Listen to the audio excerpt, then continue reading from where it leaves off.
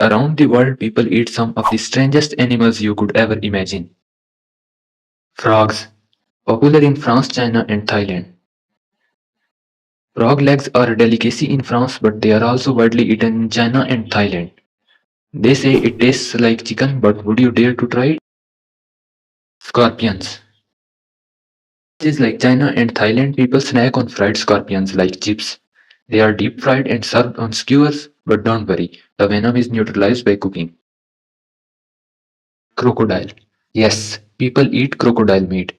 It's grilled, fried, or even made into crocodile burgers. The crazy part, it's considered healthier than chicken. Starfish. In China and Japan, people eat fried starfish on a stick. The inside is soft and mushy, but most say it has strong ocean taste. Silkworms. Boiled or steamed, silkworm larvae are street food snacks in South Korea and China.